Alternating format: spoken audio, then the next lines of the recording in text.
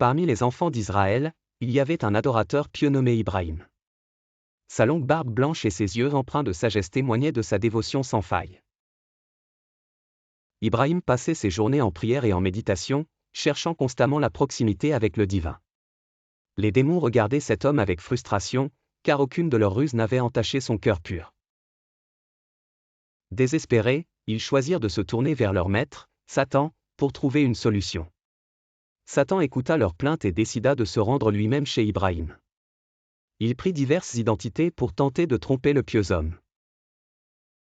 Un jour, il se présenta comme un voyageur assoiffé demandant à boire. Mais Ibrahim, discernant la tromperie, refusa poliment mais fermement, fermant sa porte à la tentation. Le lendemain, Satan revint sous les traits d'un mendiant affamé, espérant susciter de la compassion. Cependant, Ibrahim, toujours vigilant, reconnaissait les manipulations et ne cédait pas. Après plusieurs tentatives infructueuses, Satan se fit passer pour un vieil ami revenant de loin. Contre toute attente, cette fois Ibrahim l'accueillit chez lui, ne pouvant refuser l'hospitalité à un souvenir du passé. Une fois à l'intérieur, Satan dévoila sa véritable identité et ria de la naïveté apparente d'Ibrahim. « Te voilà enfin sous mon emprise », s'exclama-t-il. Ibrahim, loin d'être effrayé, demanda calmement, « Pourquoi as-tu tant voulu entrer chez moi ?» Satan répondit alors, « Parce que même les plus dévoués peuvent tomber.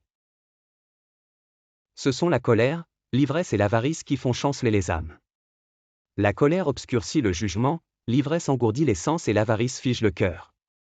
Ces passions humaines créent des failles que je peux exploiter facilement. » Ibrahim, avec une sérénité inébranlable, fit cette prière silencieuse pour rester vigilant contre ces périls.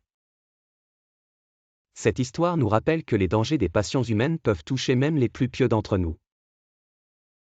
Ceux qui cherchent la droiture doivent constamment veiller à ne pas succomber aux tentations que sont la colère, l'ivresse et l'avarice.